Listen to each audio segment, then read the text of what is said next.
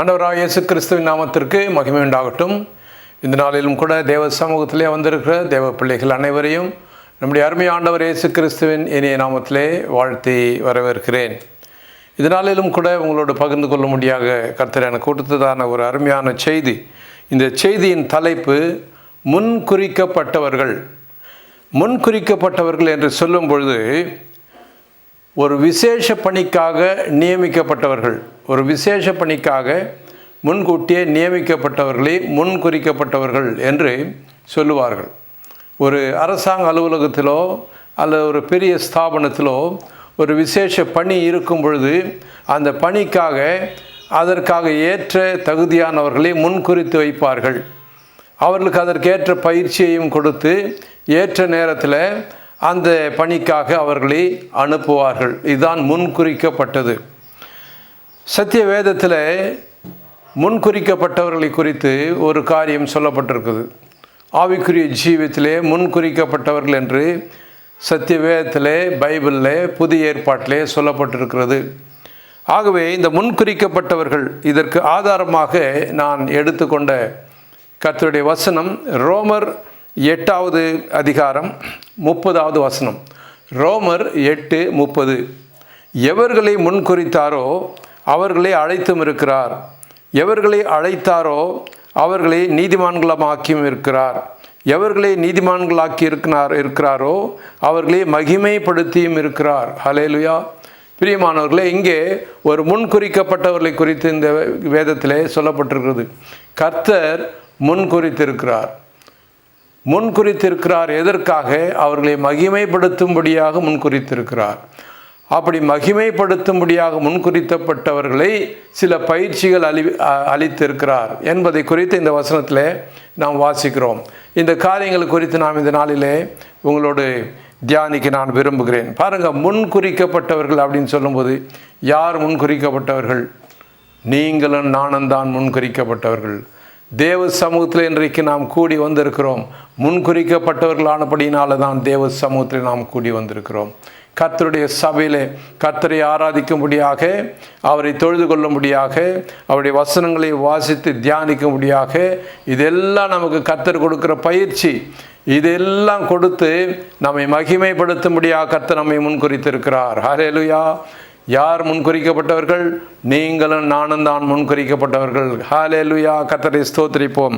பிரியமானவர்களே, ஆகவே நீங்கள் என்ன சொல்லுங்கள்? நான் முன்குறிக்கப்பட்டவன், கர்த்தரால் நான் முன்குறிக்கப்பட்டவன், என் தேவனால் நான் முன்குறிக்கப்பட்டவள் என்று சொல்லுங்க என்று விசுவாசிங்க. நீங்களும் நானும் தேவனால், நம்முடைய கர்த்தரால் முன்குறிக்கப்பட்டு இருக்கிறோம்.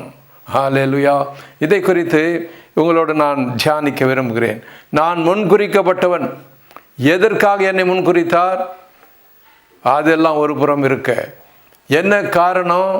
அதெல்லாம் ஒரு புறம் இருக்க, நான் முன்குறிக்கப்பட்டவன். அதனால தான் இங்கே தேவ சமூகத்தில் என்னுடைய தேவனை, என்னுடைய கர்த்தரை ஆராதிக்கும்படியாக நான் வந்திருக்கிறேன். அவரை நான் தொழுது கொள்கிறேன். எனவே கர்த்தர் என்னை முன்குறித்திருக்கிறார். ஹல்லேலூயா. கர்த்தருக்கு ஸ்தோத்திரம். எவ்வளோ பெரிய மகிழ்ச்சியான காரியம், எவ்வளோ பெரிய பாக்கியமான காரியம். நீங்களும் நானும் முன்குறிக்கப்பட்டவர்களாக இருக்கிறோம். எத்தனை பேர் இதை உணர்றீங்க? நான் முன்குறிக்கப்பட்டவன், நான் முன்குறிக்கப்பட்டவள். சர்வவல்ல தேவனால் நான் முன்குறிக்கப்பட்டவன், சர்வவல்ல தேவனால் நான் முன்குறிக்கப்பட்டவள். ஏன் முன்குறித்தார்? எதற்காக முன்குறித்தார்? என்ன காரணம்?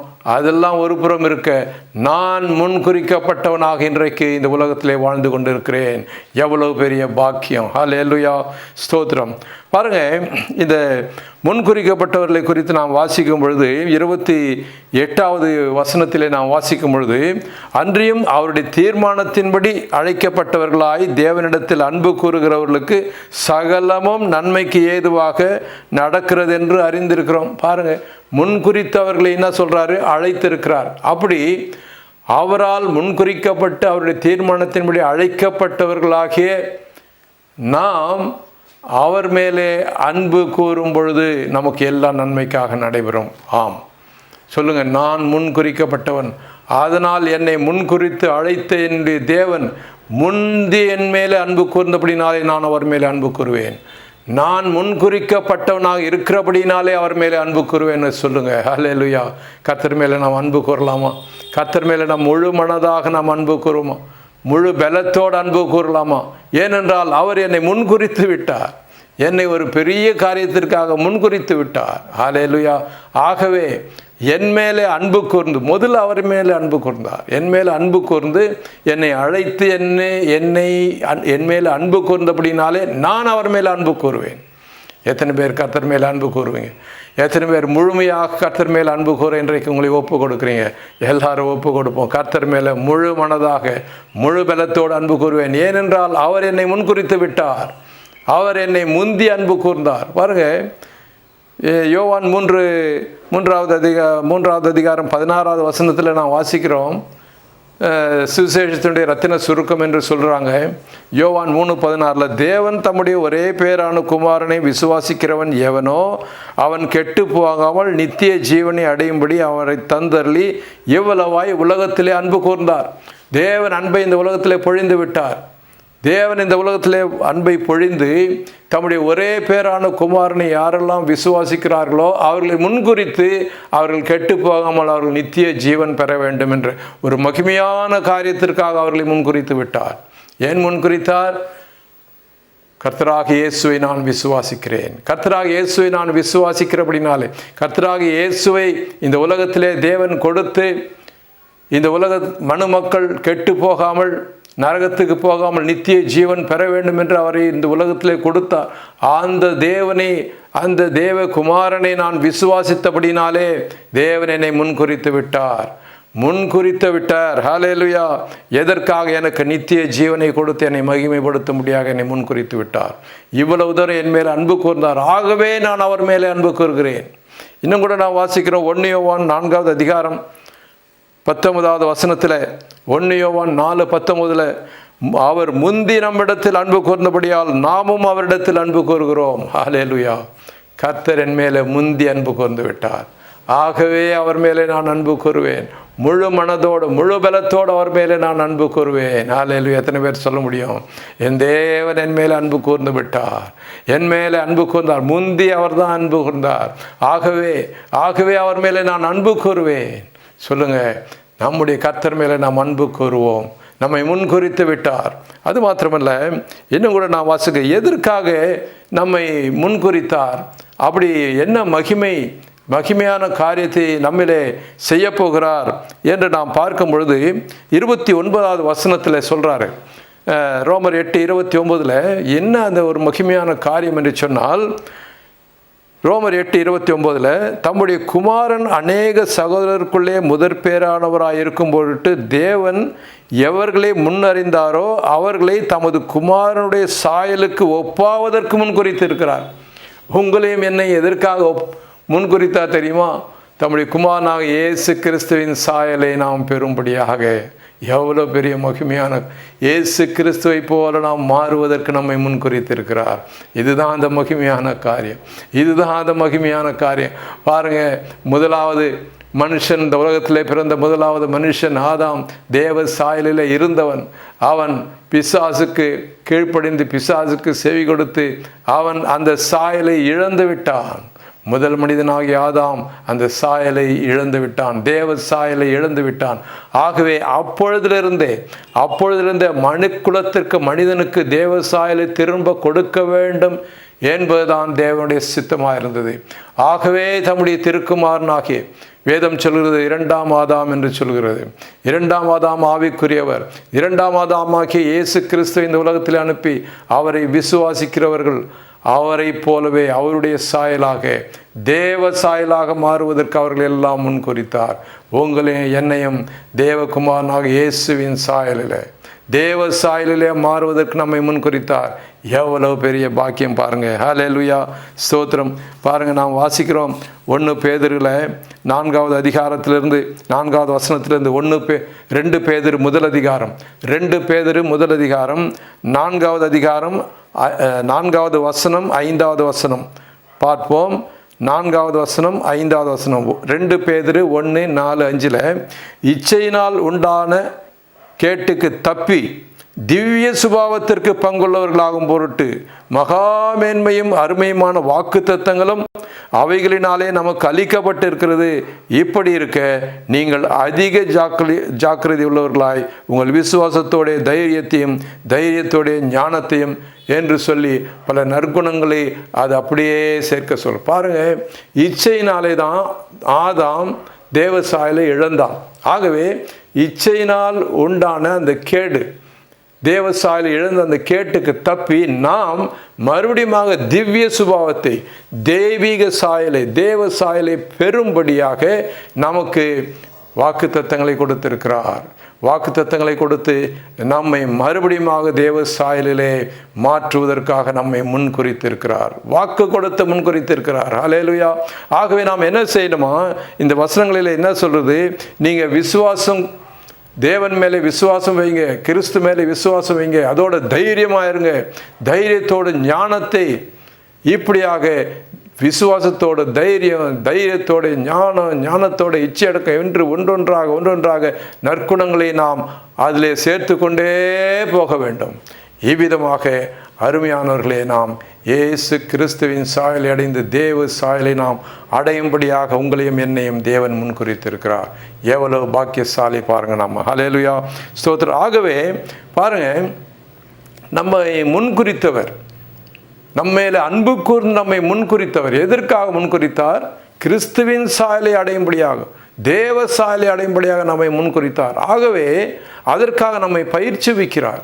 பயிற்சிவிக்கும் பொழுது என்ன செய்கிறார் என்றால், நம்ம வாசிக்கிறோம் அந்த 30வது வசனத்தில், ரோமர் 8:30 நம்ம என்ன வாசித்தோம், எவர்களை முன்குறித்தாரோ அவர்களை அழைத்திருக்கிறார், எவர்களை அழைத்தாரோ அவர்களை நீதிமான்களும் ஆக்கியும் இருக்கிறார். ஹல்லேலூயா. ஆமாம், நாம் தேவ சாயலாக வேண்டும் என்று சொன்னால், நாம் இந்த உலகத்தின் இச்சை, இந்த உலகத்தின் அநீதி, அநியாயம், இதில் இருந்தால் நாம் தேவ சாயல் ஆக முடியாது. ஆகவே நம்ம இந்த உலகத்தினுடைய அநீதி, இந்த உலகத்தினுடைய அநியாயம், இந்த உலகத்தினுடைய இச்சை, இதில் எல்லாம் இருந்து நம்மை கழுவி பரிசுத்தப்படுத்தி, இயேசு கிறிஸ்துவின் ரத்தத்தினாலே நம்மை கழுவி பரிசுத்தப்படுத்தி நம்மை நீதிமான்களாக்கி இருக்கிறார். ஹல்லேலூயா. ஆகவே நாம் என்ன சொல்லணும், என்னை அவர் நீதிமானாக்கி இருக்கிறபடினாலே நீதிமானாக வாழுவேன், நீதிமானாக வாழ்வதற்கு நான் ஓடுவேன். ஹல்லேலூயா, ஸ்தோத்திரம். நான் நீதிமானாக வாழ்வேன்னு சொல்லுங்க. ஆகவே நீதிமானாக வாழ வேண்டும் என்று சொன்னால் என்ன என்று சொல்கிறார். நாம் கொலோசியரில் வாசிக்கிறோம். கொலோசியர் 3வது அதிகாரம் 10வது வசனம், 11வது வசனம், 12வது வசனத்தில் சொல்கிறாரு. கொலோசியர் 3, 10, 11, 12 வசனங்களிலே, தன்னை சிருஷ்டித்தவருடைய சாயலுக்கு ஒப்பாய் பூரண அறிவடையும்படி பாதுகாக்கப்பட்ட புதிய மனுஷனை தரித்து கொள்ளுங்கள். ஹல்லேலூயா. புதிய மனுஷனாக இயேசு கிறிஸ்துவை தரித்து கொள்ளும். நம்மை சிருஷ்டித்த தேவனுடைய சாயலுக்கு ஒப்பாக நாம் மறுபடியும் மாறுவதற்கு, ஆதாம் இழந்த அந்த சாயலை மறுபடியும் நாம் அவருடைய சாயலுக்கு நாம் மாறுவதற்கு இயேசு கிறிஸ்துவை நாம் தரித்து கொள்ள வேண்டும். இந்த உலகத்திலே மனுஷனாக பிறந்த தேவகுமாரனுடைய சாயலை நாம் தரித்து கொள்ளும்போது அந்த தேவ சாயலை அடைகிறோம். அதற்காக என்ன சொல்கிறாரு, தொடர்ந்து 11வது வசனம், 12வது வசனங்களிலே நாம் வாசிக்கும் பொழுது பாருங்கள், 12வது வசனத்தை வாசிக்கலாம். 12 கொலோசியர் 3வது அதிகாரத்தினுடைய 12வது வசனத்தில், ஆகையால் நீங்கள் தேவனால் தெரிந்து கொள்ளப்பட்ட பரிசுத்தரும் பிரியமுமாய் உருக்கமான இரக்கத்தையும் தயவையும் மனத்தாழ்மையையும் சாந்தத்தையும் நீடிய பொறுமையையும் தரித்து கொள்ளுங்கள். இதுதான் நீதிமானாக வாழ்கிறது.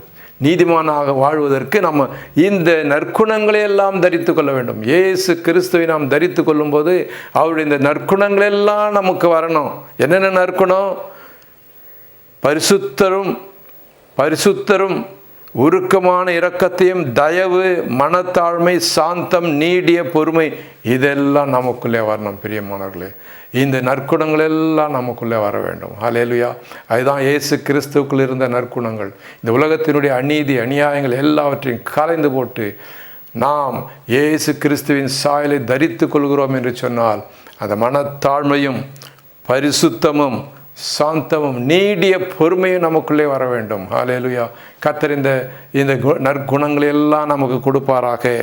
ஆகவே பிரியமானவர்களே, நாம் தொடர்ந்து வாசிக்கிறோம். அது 30வது வசனத்தில் மறுபடியும் நாம் வாசிக்கலாம். 8:30 நான் வாசிக்கும் பொழுது என்ன சொல்லியிருக்கிறார்? எவர்களை முன்குறித்தாரோ அவர்களே அழைத்தும் இருக்கிறார், எவர்களை அழைத்தாரோ அவர்களே நீதிமான்களும் ஆக்கியும் இருக்கிறார். ஆகவே நீதிமான் ஆக்கி இருக்கிறபடினாலே நான் நீதிமானாக வாழ்வேன் என்று நாம் எல்லாரும் கூட நாம் ஒரு முடிவை எடுக்கணும். நமக்குள்ளே ஒரு தீர்மானம் எடுக்கணும். அந்த உலகத்தில் நான் நீதிமானாக வாழ்வேன். என்ன துன்பம் வந்தாலும், என்ன கஷ்டம், என்ன எதிர்ப்பு வந்தாலும் சரி, அப்படி நீதிமான்களாக்கி இருக்கிறவர்களை, எவர்களை நீதிமான்களாக்கினாரோ அவர்களை மகிமைப்படுத்தியும் இருக்கிறார். ஹல்லேலூயா! கர்த்தர் என்னை மகிமைப்படுத்தும்படியாக முன்குறித்தார். எதற்காக என்னை முன்குறித்தார்? என்னை மகிமைப்படுத்தும்படியாக என்னை முன்குறித்தார். என்ன மகிமை?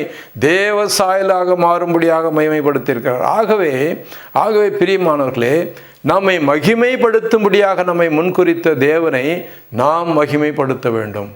என்னுடைய வாழ்க்கையில் என்னுடைய கர்த்தருடைய நாமம் மகிமைப்பட வேண்டும். அவரால் அவருடைய நாமம் தூஷிக்கப்படும். என்னுடைய செயலினாலே, என்னுடைய குணங்களினாலே, என்னுடைய நடக்கையினாலே என்னை முன்குறித்த தேவனுடைய நாமம் தூஷிக்கப்படக்கூடாது. அவருக்கு கெட்ட பெயர் வரக்கூடாது. பாருங்கள், பிள்ளைங்க என்ன சொல்கிறாங்க? பிள்ளைங்க பெற்றோருக்கு கெட்ட பெயர் வர மாதிரி நடக்கக்கூடாது. பெற்றோருக்கு நல்ல பெயர் இருக்கிற மாதிரி நல்ல பிள்ளையாக நடக்கணும்னு சொல்கிறோம் இல்லையா?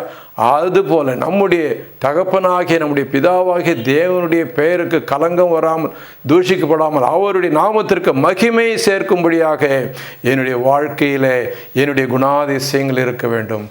ஆகவே என்னை மகிமைப்படுத்த, என்னை முன்குறித்த என்னுடைய தேவனுடைய நாமத்தை நான் என்னுடைய வாழ்க்கையிலே நான் மகிமைப்படுத்த வேண்டும். பாருங்கள், நம்ம வாசிக்கிறோம் 1 தெசலோனிக்கேயர் 2 தெசலோனிக்கேயர் முதல் அதிகாரத்தில் 11-12 வசனங்கள் இவ்விதமாக சொல்கிறது. 2 தெசலோனிக்கேயர் முதல் அதிகாரம் 11-12, ஆகையால் நம்முடைய தேவனும் கர்த்தராகிய இயேசு கிறிஸ்துவும் அளிக்கும் கிருபையின்படியே நம்முடைய கர்த்தராகிய இயேசு கிறிஸ்துவின் நாமம் உங்களிடத்திலும் நீங்கள் அவரிடத்திலும் மகிமைப்படும் பொருட்டாக. பாருங்க, நாம் அவரிலே மகிமைப்படணும், அவர் நம்மிலே மகிமைப்படணும். அவர் நம்மை மகிமைப்படுத்தும்படியாக முன்குறித்தார், நாம் அவருடைய நாமத்தை மகிமைப்படுத்த வேண்டும். ஹல்லேலூயா! ஆகவே 12வது வசனத்தில் நாம் வாசிக்கிறோம், நம்முடைய தேவன் உங்களை தமது அழைப்புக்கு பாத்திரராக தமது தயவுள்ள சித்தத்தின் முழுவதையும் விசுவாசத்தின் கிரியையும் பலமாய் உங்களிடத்தில் நிறைவேற்ற வேண்டும் என்று எப்பொழுது உங்களுக்காக வேண்டிக் கொள்கிறேன். ஹல்லேலூயா! கர்த்தர் நம்மை மகிமைப்படுத்தும்படியாக முன்குறித்திருக்கிறார். அவருடைய பலமான கிரியைகள் நமக்குள்ளே நடக்க வேண்டும் என்று பவுல் சொல்கிறார். நான் உங்களுக்காக வேண்டிக் கொள்கிறேன். ஹல்லேலூயா! நாமும் ஒருவருக்காக ஒருவர் வேண்டிக் கொள்வோம். பிரியமானவர்களே, உங்களுடைய வாழ்க்கையிலே கர்த்தருடைய நாமம் மகிமைப்படணும். என்னுடைய வாழ்க்கையிலே தேவனுடைய நாமம் மகிமைப்படணும். இதற்காக நாம் ஒருவருக்கொருவர் நாம் வேண்டிக் கொள்ள வேண்டும், ஜெபித்து கொள்ள வேண்டும். கர்த்தர் நம்மை மகிமைப்படுத்தும்படியாக நம்மை முன்குறித்திருக்கிறார். அவருடைய நாமம் நம் மூலமாக மகிமைப்படணும். அவர் நம்மை மகிமைப்படுத்தியிருக்கிறார். அவர் மூலமாக நாம் மகிமைப்படுகிறோம். நம் வாழ்க்கையின் மூலமாக அவருடைய நாமம் மகிமைப்படணும். ஹல்லேலூயா! முன்குறித்தவர்கள் நீங்களும் நானும் முன்குறிக்கப்பட்டு இருக்கிறோம். இதற்காக நம்மை நீதிமான்களாக்கி இருக்கிறார். நீதிமான்களாக நடந்து கொள்வோம். இதற்காக நம்ம மேலே அன்பு கூர்ந்தார். ஆகவே அவர் மேலே அன்பு கூறுவோம். அவர் நம்மை அழைத்து நம்மை மகிமைப்படுத்தும்படியாக, தேவ சாயலை கொடுக்கும்படியாக, நம்மை மகிமைப்படுத்தும்படியாக நம்மை அழைத்திருக்கிறார். நான் தேவ சாயலை அடைய நான் நாடுவேன். அதற்காக என்னுடைய வாழ்க்கையிலே ஓடுவேன். இதுதான் என்னுடைய லக்கு, இதுதான் என்னுடைய லட்சியம். அநேகருக்கு பல லக்கு இருக்குங்க. நான் அது ஆகணும், இது ஆகணும், இவ்வளோ பெரிய ஆள் ஆகணும், அதை பெரிய ஆகணும், இருக்கட்டும், நல்லது தான். ஆனால் நம்முடைய லக்கு என்ன? தேவனுடைய சாயல், மனுஷன் எழுந்து போன தேவ சாயலை நான் மறுபடியும் பெற வேண்டும். இதுதான் என்னுடைய லக்கு. இதற்காக நான் ஓடுவேன். இதற்காக என் தேவன் எனக்கு உதவி செய்கிறார். என்னால் முடியாது. என்னுடைய தேவன், சர்வத்தையும் படைத்த தேவன், என்னை முன்குறித்தவர். இதற்காக எனக்கு சகலத்தையும் எனக்கு கொடுக்கிறார். ஹல்லேலூயா! கர்த்தருக்கு ஸ்தோத்திரம். கர்த்தர் தாமே இந்த வார்த்தைகளை கொண்டு நம்மை ஆசீர்வதிப்பாராக. கண்களை மூடி ஜெபிப்போம். எங்கள் அன்பின் ஆண்டவரே, உம்மை ஸ்தோத்திரிக்கிறோம் கர்த்தாவே. இந்த நேரத்திலும் கூட இந்த வார்த்தைகளை கேட்ட மக்களை ஆசீர்வதியும். அப்பா, நீர் எங்களை முன்குறித்தீர். மனுஷன் இழந்து போன தேவ சாயலை நாங்கள் மறுபடியும் பெற்றுக்கொள்ளும்படியாக எங்களை முன்குறித்தீர். அதற்காக எங்களுக்கு எல்லாவற்றையும் நீர் கொடுக்கிறீர். எங்கள் மேலே அன்பு செலுத்தி பலன் கொடுத்து கர்த்தாவே எங்களுக்கு உள்ளே பலமான கிரியை செய்து எங்களை நீதிமானாக்கி இருக்கிறீர். நாங்கள் நீதிமானாக இருப்போம், நீதிமானாக வாழுவோம், நற்குணங்களை பெற்று வாழ்வோம், உம்முடைய சாயலை பெற்றுக்கொள்ள நாடி ஓடுவோம். இதற்காக கர்த்தர் எங்களுக்கு கிருபை செய்வீராக. இந்த வசனத்தை கேட்ட ஒவ்வொருவரையும் ஆசீர்வதிப்பீராக. யார் யார் அந்தந்த நோக்கத்தோடு வந்தார்களோ இந்த நோக்கங்களை நிறைவேற்றும், தேவைகளை சந்தியும், பிரச்சனைகளை அப்புறப்படுத்தும். கர்த்தாவே, எல்லா தேவைகளையும் சந்தித்து கர்த்தாவை ஆசீர்வதித்து உடைய தீப வருகைக்காக ஆயத்தப்படுத்தும். இயேசு கிறிஸ்துவின் வல்லமையுள்ள நாமத்திலே ஜெபம் கேளும் எங்கள் நல்ல பிதாவே. ஆமேன், ஆமேன்.